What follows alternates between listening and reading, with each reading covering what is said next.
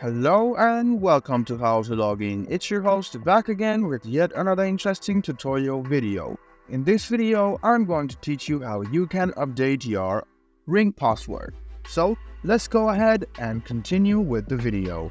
Go ahead and open the Ring app on your phone. Now click on the three lines and go to Account Settings. Click on Password. And now what you need to do is click on Update Password. Click on Update in the Password section and now enter your current password. Press on Continue. A verification code will come to your phone. Copy the verification code and paste it in the box over here.